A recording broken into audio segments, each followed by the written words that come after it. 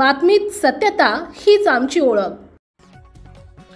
साक्री तालुक्यातील बल्हाणे शिवारात एका पट्टेदार वाघानं धुमाकूळ घालत चेतन भीमराव बिरारीस यांच्या पोल्ट्री फार्म मधून शिरून 50हून अधिक कोंबड्या फस्त केल्याची घटना घडली आहे। सुदैवानं पोल्ट्री फार्म मध्येच झोपलेले रखवालदार आणि त्यांचे कुटुंबीय प्रसंगवधान राखून तात्काळ खोलीत गेल्यानं थोडक्यात बचावले।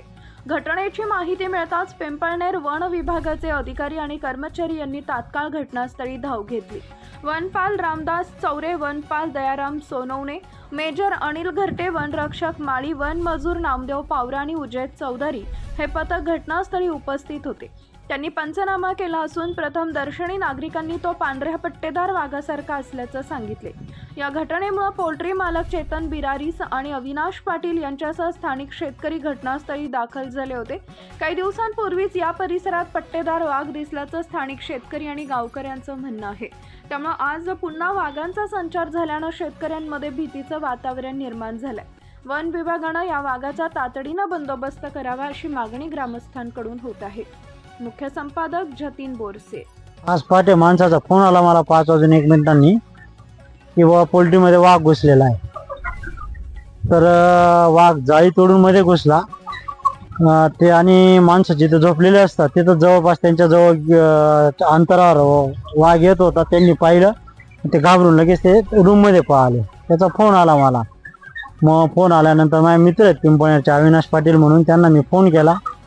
मग त्यांना सोबत घेऊन शेडवरती आलो मी। शेडवरती आल्यानंतर मग आमच्या आल्यानंतर लगेच आपले वन खात्याचे अधिकारी वगैरे ते बी गाडी घेऊन आली, त्यांना फोन करून कळवलेलं होतं। ते आल्यानंतर पाहिलं तर ते ज्या जाळी तोडून मध्ये आलेला होता वाघ, त्या जाळीमधून निघून गेलेला होता।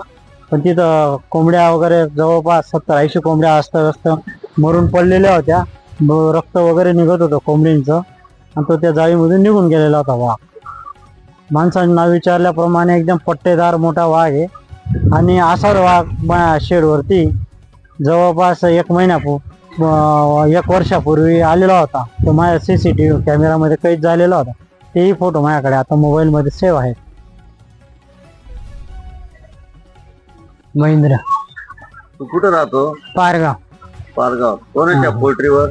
चेतन पाटील। काय झालं मग आज? यासनी पोल्ट्रीवर मी काम करत रात्री 5-1 वाजता वाघने हल्ला करा आणि बराच काहीतरी पक्षी मार टाका त्याने। मग ते नंतर आम्ही त्या रूम मा पै घेतो, वाघना ठसा उमटेलेत मजार। मग ते जसाले पट्टा आहेत त्यांना यावर। मग ते होईन त्यानंतर त्या ज्या वाट्यानंतर तो वनानं ततायनच निघायचा असे निघतो परत जाय वाट पहिला ना आम पुरा बेकार आता फिर लागाल ना जा आता आम जटल होतला तई लागना आणि पहिला त्याच्यात मग रूम मग घेते गया परत लावरीस ना। मग तुम्ही मुलं बाळांसह तिथं झोपलेले होते का? मग तू आपल्या परिसरातील महत्त्वाच्या बातम्या पाहण्यासाठी आजच आमच्या JBTV न्यूज चॅनलला YouTube वर सबस्क्राईब करा आणि बेल आयकॉन प्रेस करा।